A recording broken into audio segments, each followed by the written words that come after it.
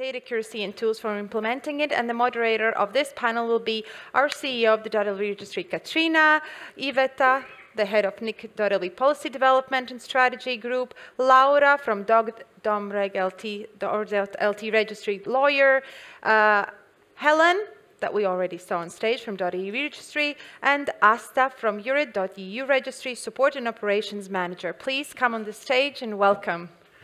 Welcome, welcome, welcome.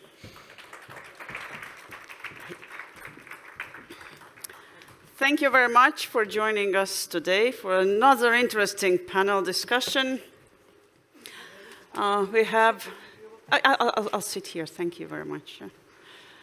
So we have excellent panel, thank you, and well, tough women, talking about data accuracy and tools for implementing it. And we have, actually, I think 3 lawyers and 1 support and operations manager, Asta. Asta is from .EU. She has implemented, she and her team have implemented data validation process within URID, which is the registry operator of .EU. And then we have Laura, who is a new lawyer. She herself says that she's new in this particular area at DOM.REG. So we're very interested to hear your perspective. We have Helen, who is the senior lawyer, leading lawyer at .EE. And we have Iveta, who is a senior lawyer at CERT.LV also. And at NIC.LV, she leads the legal and compliance group.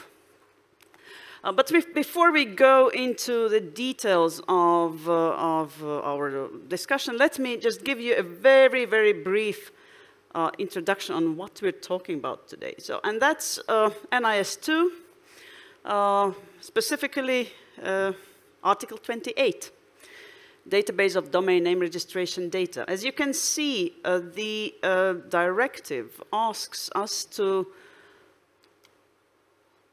for the purpose of contributing to the security, stability, and resilience of the DNS, they ask us to maintain accurate and complete domain name registration data. So what does that mean? If, for example, you are a Santa Claus and you need to deliver presents according to the way people behaved during the past year, so what would you do? What would you need to ensure that you deliver the right present to the right person? Here we talk about data accuracy. If you Google, you can find that one of the definitions. There are many of them on the internet. Data accuracy, it means error-free records that can be used as a reliable source of information. And data completeness, that is the extent to which a data set has all the relevant and necessary information for a given purpose. So NIS2 directive also gives us very clear information on what exactly do we need to collect. And that's, we need to have a domain name, the date of registration, the registrant's name, contact email address, and telephone number, and the contact email address and telephone number of the point of contact. The domain name, well, that's not an issue, right? The date of registration, we also know that. We should talk more about the last 2. And before we do that, I'll do something that is a little bit provocative, and I know that my dear panelists here are not ready for that.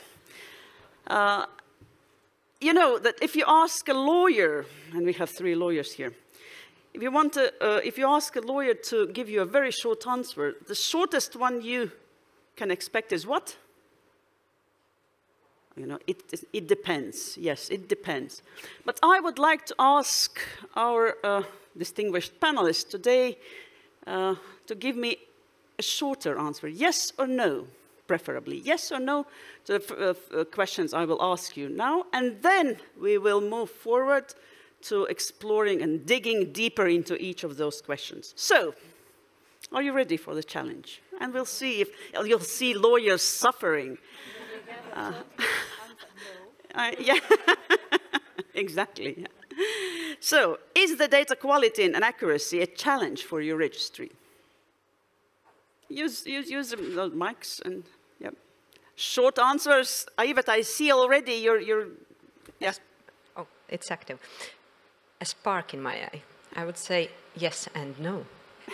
Okay, good. Helen? Still yes. Asta? I would say yes. Laura?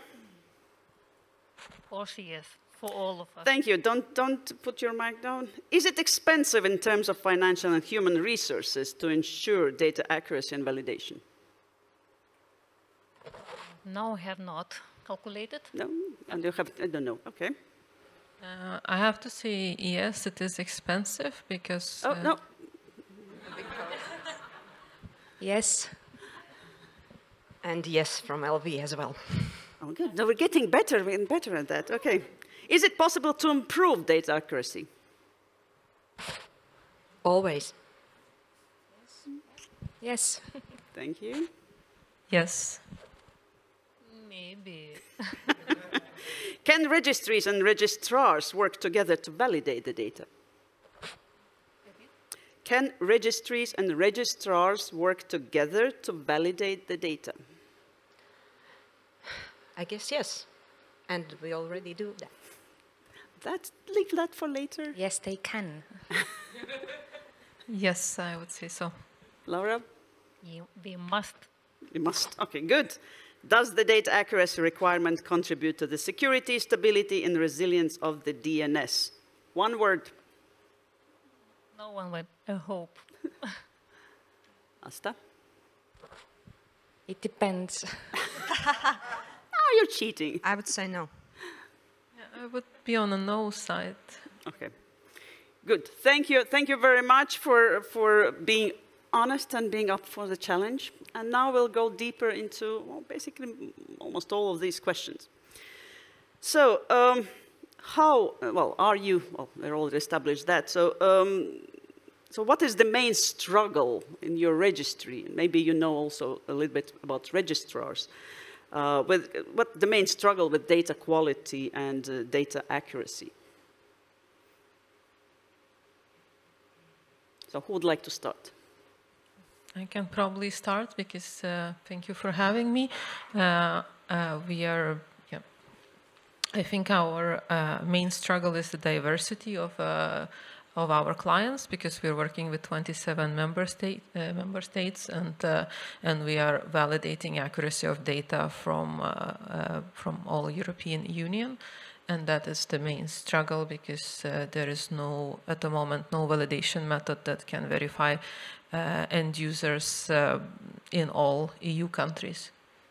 And I would add for those registries that actually provide service or domain name registrations across the globe, it's even harsher because if the EU, we have some tools that can assist in our validation process. For foreign or other registrations, it's up to us actually to create the processes and procedures how we will and actually how we validate this foreign registration that comes from US, China, or any other part of the world. And according to our regulation, yes, our contract with registrars must ensure, yes, the accuracy of domain data, domain holder data.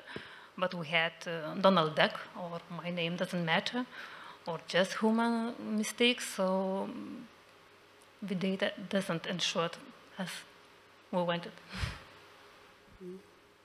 Any comments from Helen?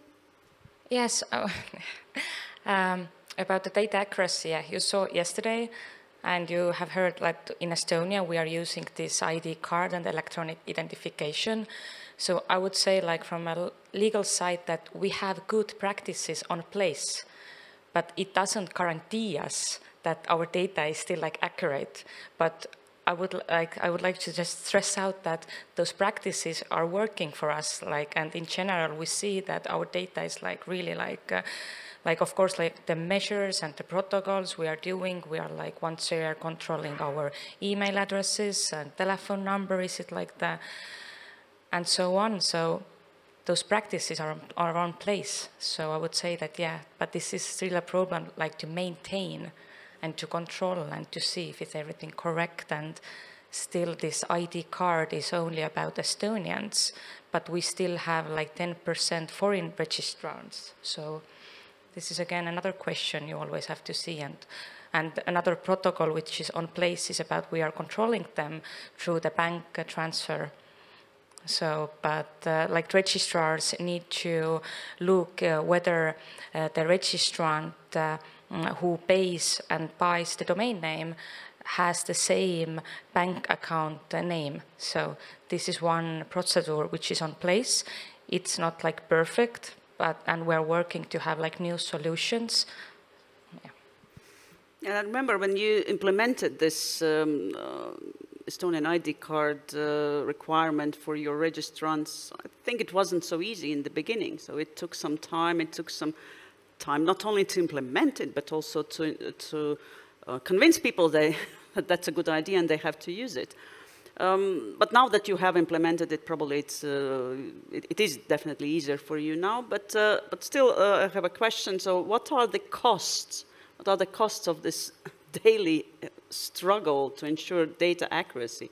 And what are the costs in terms of financial, and not only financial, but also human resources? Because I think that, for example, at URID, you spend a lot of time really checking the data, and that is manual work. So it requires a lot of time and, yes, resources.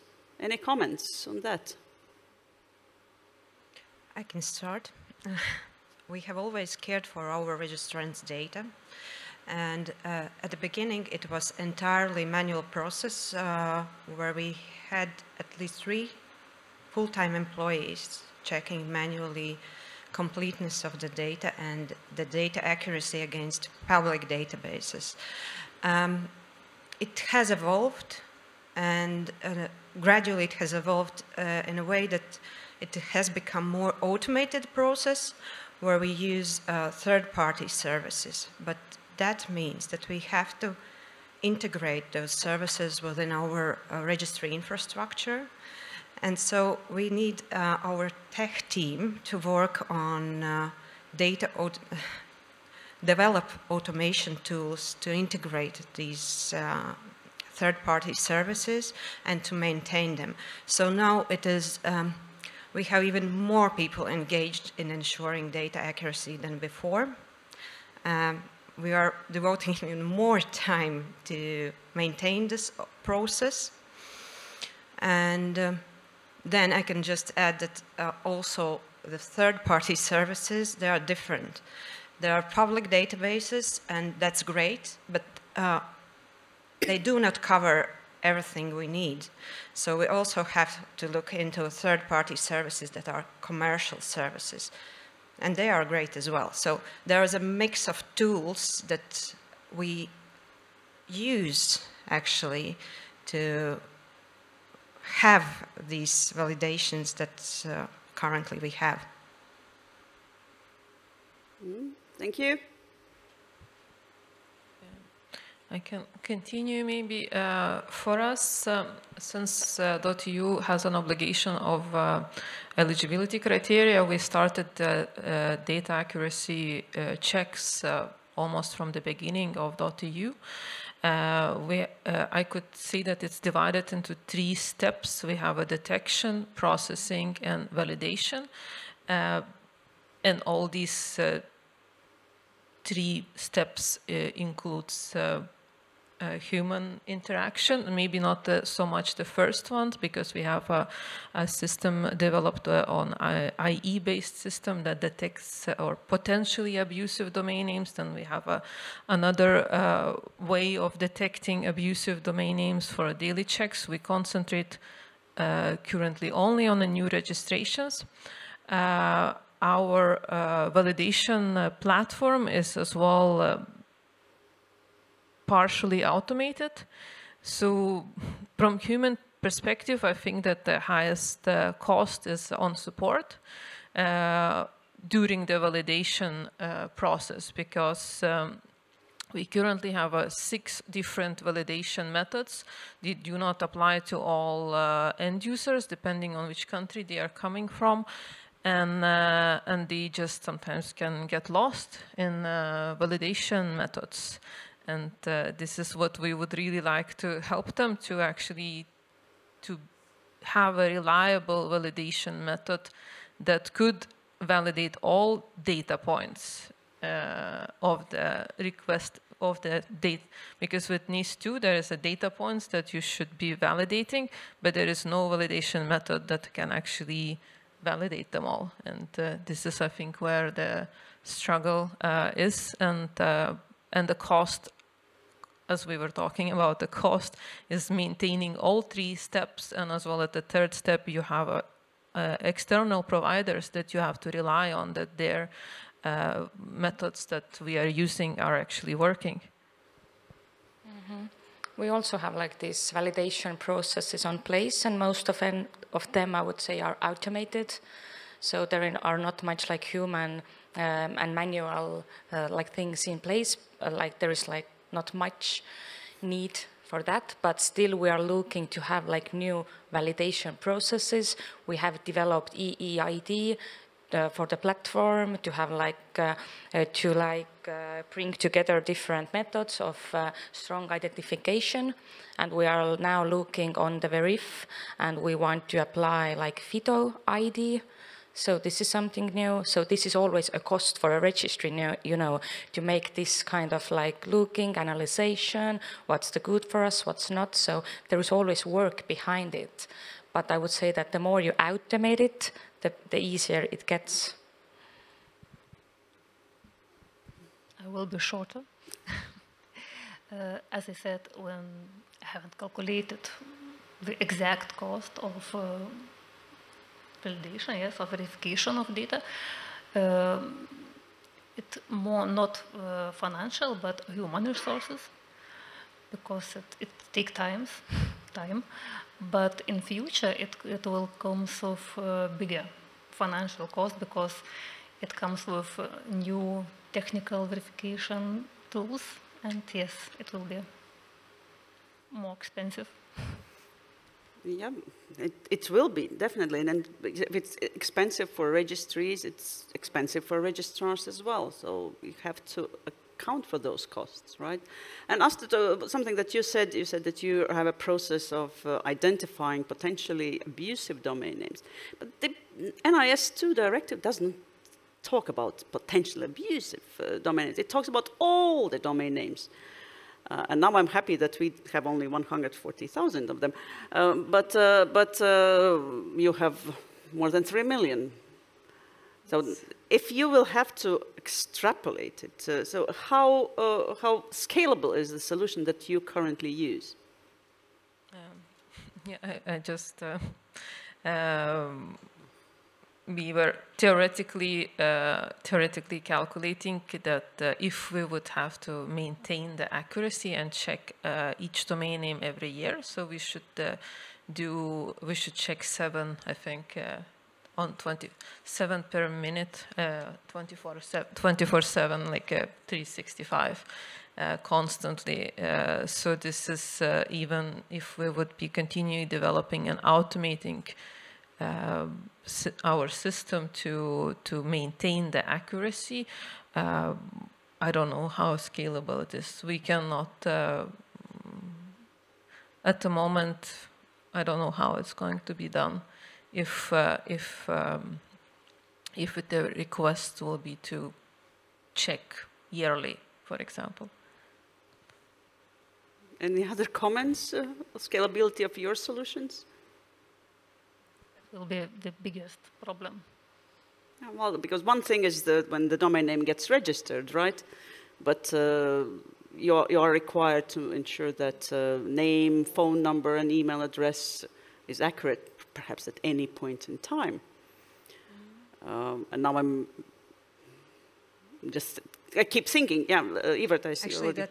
what you're talking about probably is validity of the data, but it is not written in NIS2 that we have to ensure validity of the data, its accuracy, and then we have to talk at which point this accuracy should be achieved during the priority registration or also during the whole period of use of the domain name. And that's, I would say, is the validity of data that is not yet required. Well, not yet, but we're getting there. Helen? Yeah, I would just add that, well, I would agree with Iveta that NIS2 is like, it wants like registries to have like right like procedures on place to prevent inaccurate data and to put it actually on public. It was also like you have to make publicly available like how you are managing and how you reach to that aim. So you have to have those procedures on place. Nobody, I would say, says that you like, of course, make the best to have accurate data, but you can never like 100% be sure that this is accurate, this is the right email address. I mean, like with the attacks and threats, like those guys are smart. I mean, they know what they're doing. Absolutely. Just to add to what Helen said, it is still like up to us actually, and it's not clear from NIS2 directive what level of data accuracy actually is expected of us. And what is this ideal state? What error rate is acceptable, if any? And these are the questions that we are asking us to ourselves, that, okay, there are registries of citizens, and this database should be pretty accurate. And still they have like lagging behind with, for example, death certificates or address register, because individuals do not care actually to update if they change their postal address. So how we as a registry with no access to such high-level data accuracy databases can ensure like highest level of data accuracy? No. And for emails on telephone numbers, it's also a question how we will validate all the data set together or each data category separately. For example, we know that the registrant's name is validated by e-identity tool. Email is identified separately, and then there is this telephone number, and it's not like how we ensure that it's for same domain name holder. They can be 3 different persons actually behind it. No, absolutely, and that is an issue, and that's why we're sitting here and actually bringing up all those issues. And then that's a very fair point, and now we're getting closer maybe to tools that we can use to do this verification. And clearly there's no one single tool we can use to make sure that we have accurate data for all data points. But maybe just share your experience with the various tools that you use in your daily operations to ensure data accuracy. Yvette already mentioned a couple of them, but yeah. I would say I would group them in categories because, as I mentioned before, we value and also use publicly available databases made available at EU and national levels, and these public databases cover data that we check on legal persons in the EU. We also now work on integrating validation of individuals via the e-identity platform provided by Latvian State Radio and Television Center. And these services actually are, this service and also alternative ones, bank services are also available to our registrars as well. This integration will also be like part of it will cover also bank provided services for identity verification. And with that module also there is eIDAS possibility, and I've checked that in Latvia at least the eIDAS will cover only 15 member states currently, so it's not 27 that we would like to have. So there are those who are out of the scope, out of those tools. So for those, yes, we have to look, either stick to our risk-based assessments that we have now, and on top of those publicly available things and the things that tools that we need to integrate, we also use commercial service. It's a Latvian service provider, and was really great feeds that we receive on Latvian companies. Also, they ensure that we receive automated feeds on changes of the company. That, for example, company name or address has been changed. Current status, whether there is insolvency procedures, bankruptcy, or liquidation. But this feed actually ensures this validity aspect that is like additional dimension to accuracy and completeness. Okay. Yep. But for foreign, as I mentioned before, foreign registrations, it's still like manual and risk-based validation. Okay. Yep. Thank you, Helen. Iveta, is it made by the registrar or the registry? The validation? It could be both, actually, because according to registrar agreement, registrar must ensure that the registration, domain name registration application contains correct and accurate data. Okay, thank you. Thank you. We'll go into that a little bit later. Yes, Helen, any other tools from you? Quite similar, yeah. We also use public data available in the business registry, for example. We look into our database, see if the information is correct. If it's not correct, we have automated procedures on place to look into it. And with the validation, it's also through the registrars. They are identifying with Estonians. It's like easy because in Estonia, everybody uses their ID card with different e-solutions. So there is ID card on place. And with foreign registrants, as I said before, through the bank transfer. And also there is, as I said, the new service. We are now developing EEID platform. And this is actually made for the registrars to validate and identify foreign registrants. So this is another platform and thing we are doing to benefit and make validation easier. That's good, because now we've touched upon this very important topic. So how can registries and registrars work together? How can registries help registrars? For example, by pointing out to those tools that we use so that they can use them too. So any comments on that? You have many registrars.eu. Yes, we have many registrars, and at the moment, our registrar agreement as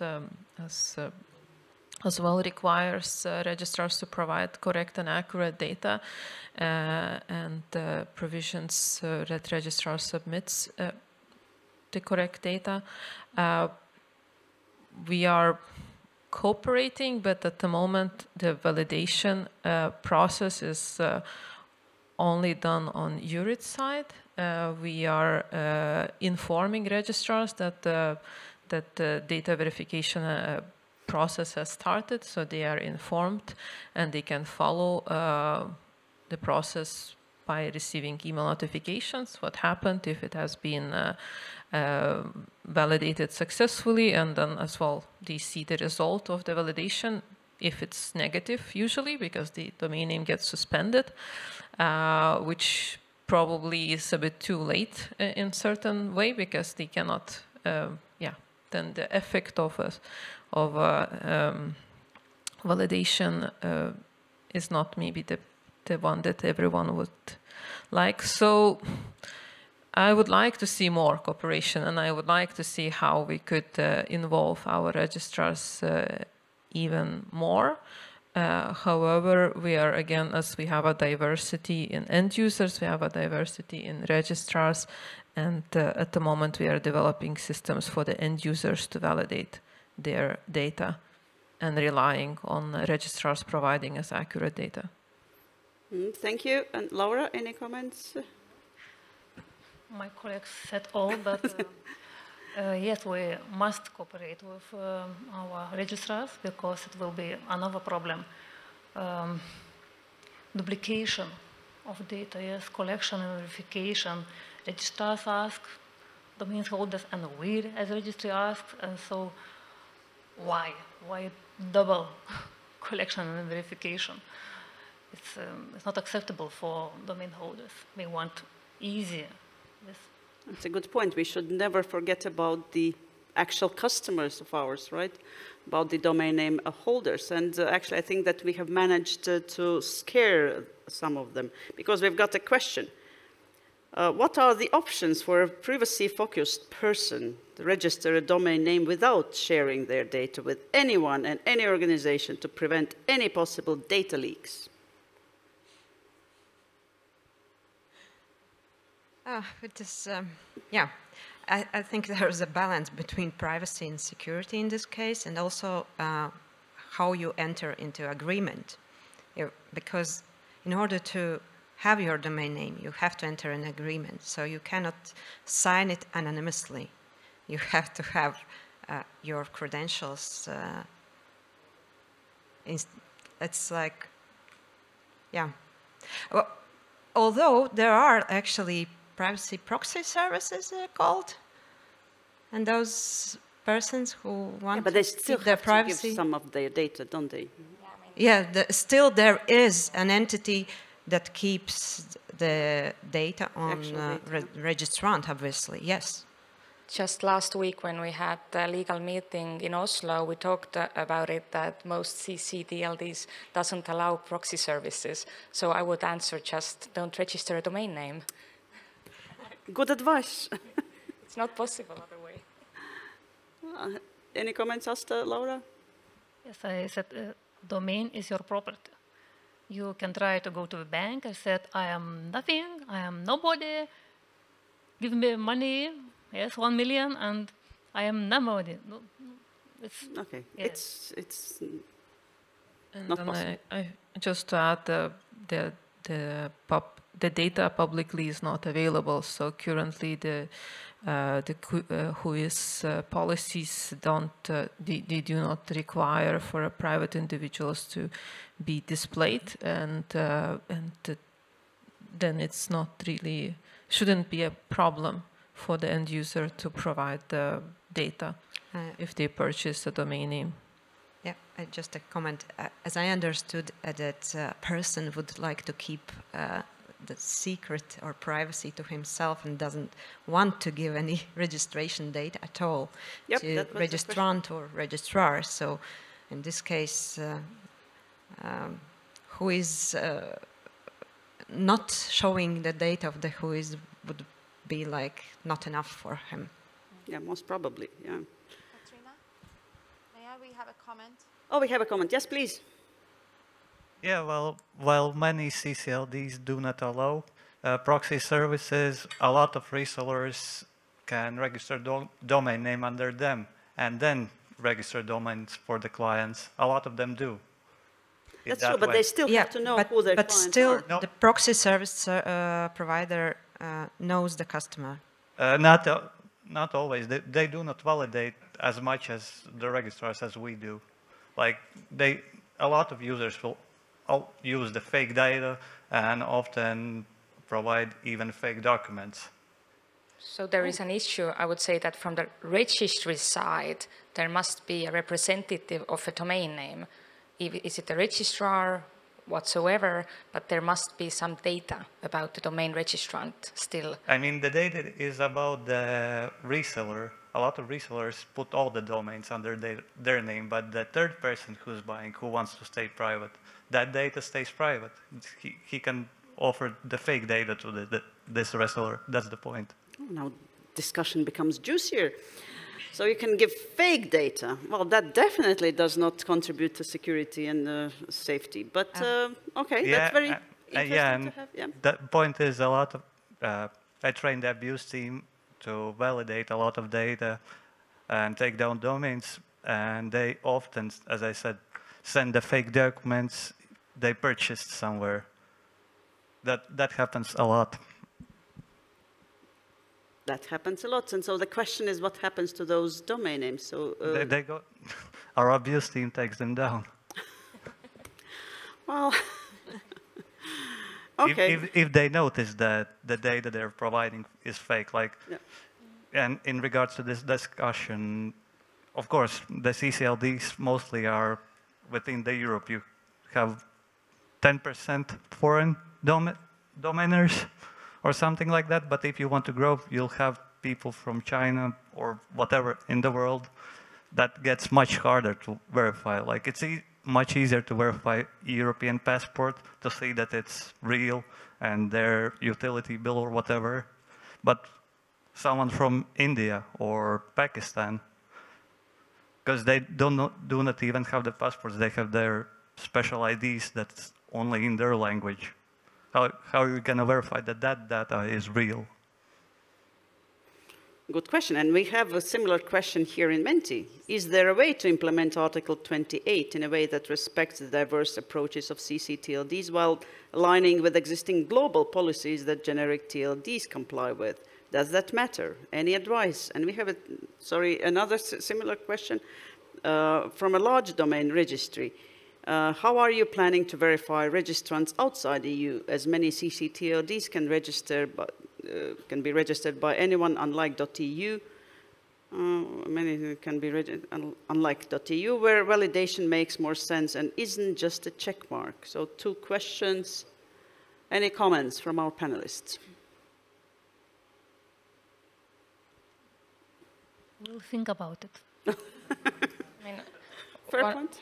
Yeah, one option that we are now analyzing is that maybe we are going to use a third-party solution, Verif, that they are going to look like through the camera, the ID of a person, and check whether it's the person or not, you know, and they will have their ID membership of the system, and they will be part of it, but it's just in the progress. We're like analyzing whether we're going to do it or not, because it will have like financial resources for that. So, but I would say that in general, it's really like hard for registrars to verify people outside EU.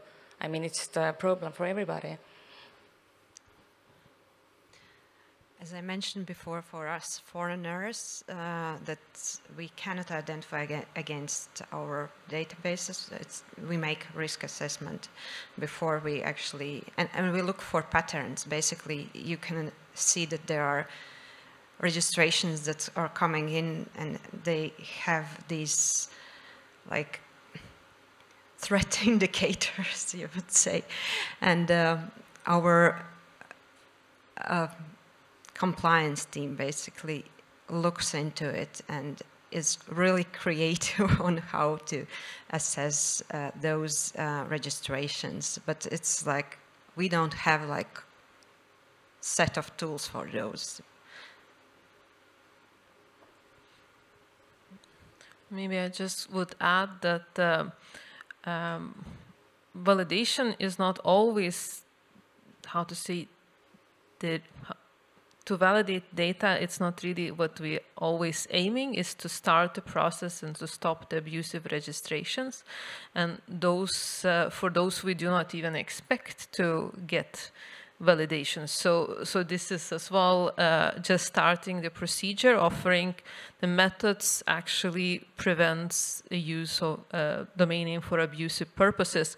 So, and often these registrations do come from outside Europe, as Iveta was saying, and then they just don't need to validate. They just should be suspended as soon as possible. So we are always, because we're only talking about how to make sure that the data is accurate, but we should as well think how to stop the abusive registrations. So, yeah.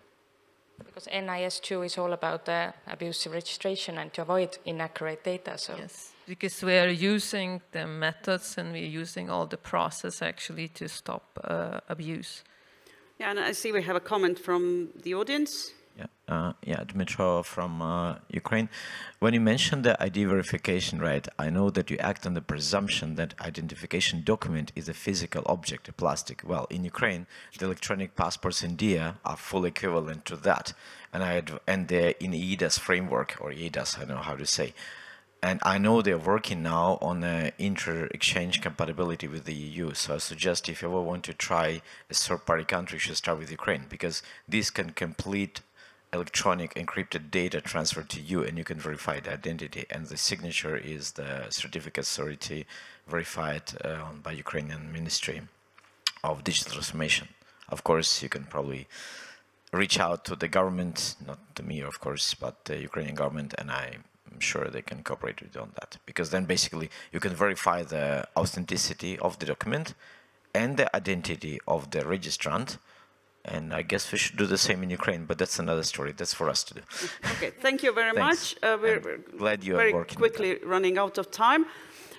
May I ask to have this Menti question online, because we have talked to quite some extent, and we'd like to ask you a question now. So menti.com, please enter the codes 83596364 and answer the question there, which is about the tools. So we already mentioned a couple of tools here, but maybe share your experience, maybe add some ideas for others of what tools could be used, maybe invent new tools to be used to ensure data accuracy. So the question is, what tools would you use to validate the data of a domain name holder? And just write your answer, and we will have all those answers on the screen. And meanwhile, any last words? So will this data accuracy requirement help us to be more secure? And now you can give a little bit more elaborate answer, but be brief, still be brief. Iveta? I will be brief. It certainly will affect quality of data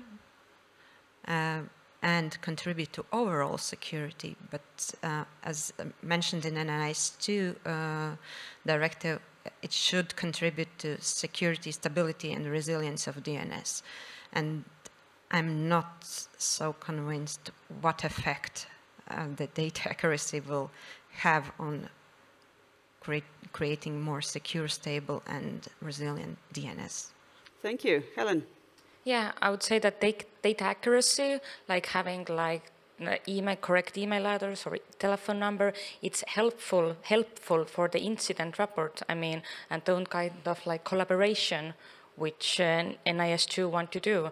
I think it will help to have like more secure DNS, but it's just another indirect way. Thank you. Asta? Yeah, I think that it will increase collaboration. It will change the further how we're working with the data. But the rest we will see after how it is going to be enforced in the different member states. Thank you. Laura? As I said, I hope it will, because yes, it will be easier for institutions to identify those who commit malicious acts, but we know people, they look for easier, for pass-by way, and it will be to a short time. Okay. Thank you very much. As well, just to summarize, everybody has the right to register a domain name, and with the right comes responsibility. And one of that is to use the domain name to make sure that you don't cause any issues for others. Let me thank our panelists today. Could we have the, yeah, we have the result on the screen. Thank you very much for your ideas and your sharing some of the things that you prefer or propose to use. And thanks a lot. Let us all thank our panelists. And let's move to the next one.